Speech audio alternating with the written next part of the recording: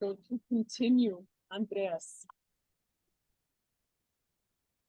So for those that have watched part 1 of this, as a short introduction of you, now we would love to find out something of the structure, the nature, the potential takeaway that people can get to know of from coming to this weekend. This might include just the bare basic description of how this looks, how this just looks physically, this work, and also what goes on energetically within it, both from a point of view from someone who knows nothing of this, which is beautiful, and as well as including those that are facilitators that may have worked with something of a similar technique. So hand it over to you. Okay. So how does it look, or what is the process like? So in a way, what we do over the weekend will be, I mean, very simple, but then also in a way can be very profound. But the structure will always be the same. So we do like a pearl chain of like one healing ritual after the other. And so we will meet in a circle, and there's some people that bring the wish for healing work in, and some people who are just there to serve the space as a representative, so to speak. And so the possibility that we have with the constellation work is that we can bring something like a conflict, a decision process, a challenge, like emotional difficult time, or whatever it is that you carry internally with yourself. We can bring it into the space represented by other people who are in the group.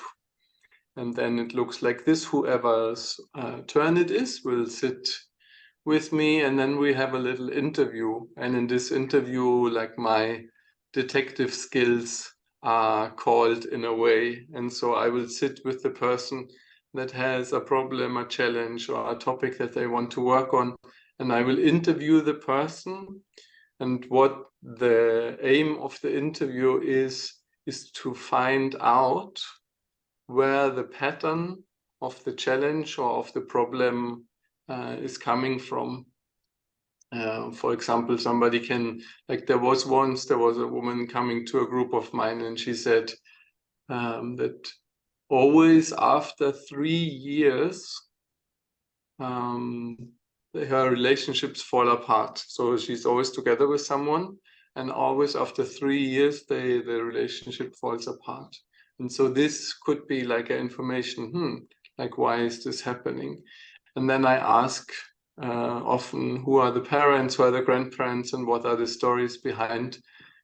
And then we can set a constellation up, which means that we ask people if they want to represent, let's say, the mother, the grandmother, like parts of the family, or if it's like somebody can have like a physical symptom, like a certain pain, or like a sickness, then we can also bring the sickness in.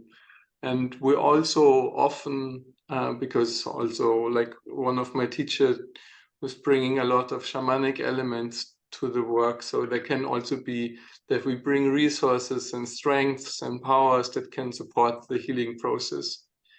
And with that, we have like the energy, the energetic field of this person, of this challenge, of this field of this person in the space, and then we can interact and work with it.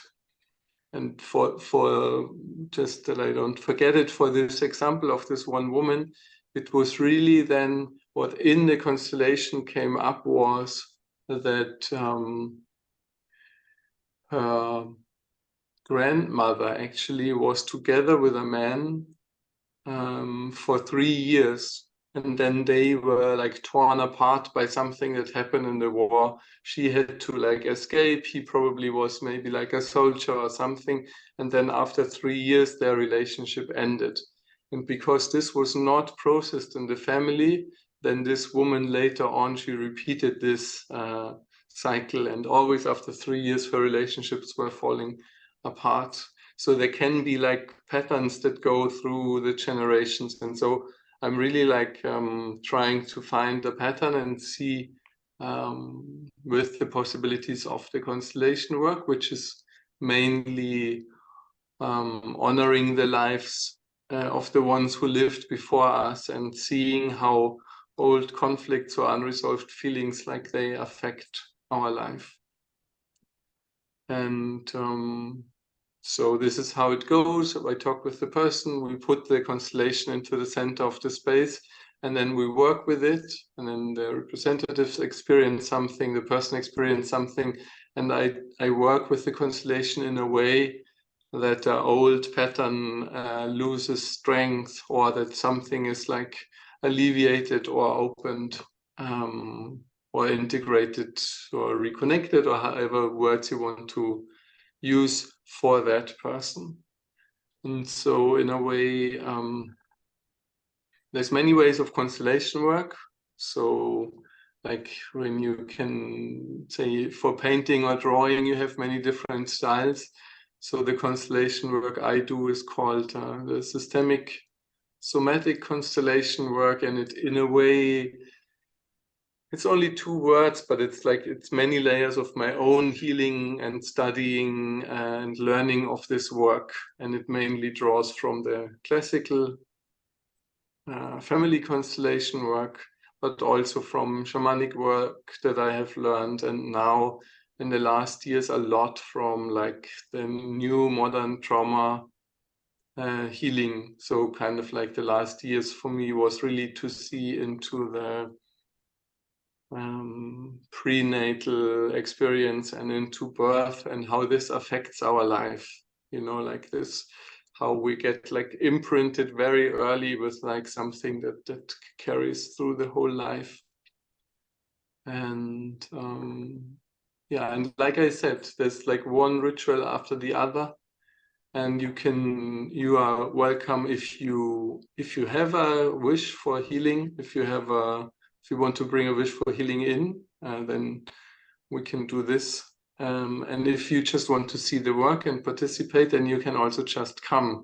And the thing is that often, sometimes miraculously, even if you don't bring in your own topic, then you can have like a resonance, and you can go through the stories of other people, and sometimes this can like also like show you something, and it's can be quite profound, because we continuously open with this work a field that can feel sometimes that it's beyond time and space, because we're like digesting old stories of our ancestors and of our own life, and then it can be like, can feel really like rich and full.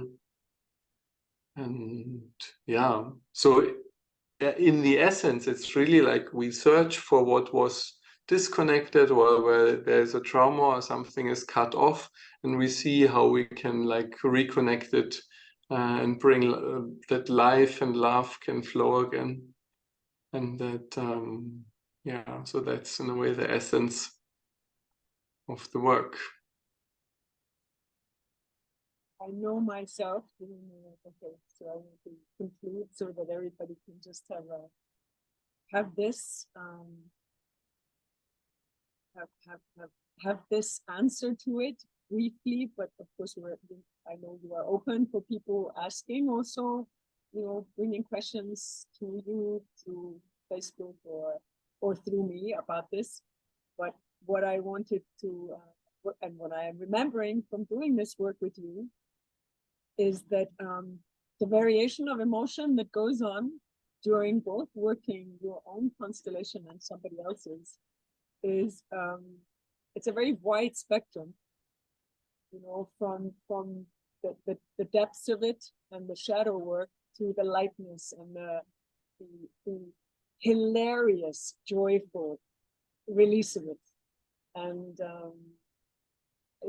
I just wanted to bring it up because it does seem sometimes to me, as I hear and give you, the explanation of the work, that now we are getting to work. This is going to be very, in the depth and in the density much of the time, but it covers all the spectrum. This is what I've seen. And it goes into such magic. I can only call it magic.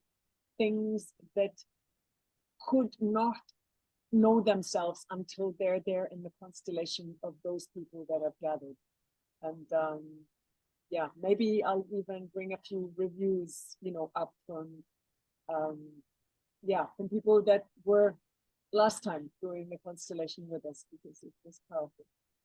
So I'm going to conclude this piece here now. To again reiterate, we are available. The dates are coming up. This is for anyone and everyone who relates to other human beings, past, present, and future, right? I kind of want to also to conclude with just this one little thing, that what you just said about that there is this, I feel sometimes, misconception that the healing work needs to be dark and ugly and terrible. And I think that the energy can be stuck with that there is a bunch of unfelt, maybe sadness and pain, but sometimes it can be stuck that there's a lot of unfelt bliss and joy and love. And I really don't think that unnecessary suffering is needed. In fact, from the viewpoint of my viewpoint of the family constellation work, we can be sometimes caught in the suffering of somebody else, and then it does not help to just go through the suffering again and again, but to say, to acknowledge that somebody was really in suffering, and then to find a step to move forward in their own life. This can be quite profound. So unnecessary suffering is not necessary. Yeah. Thank you. Those are good words to conclude on.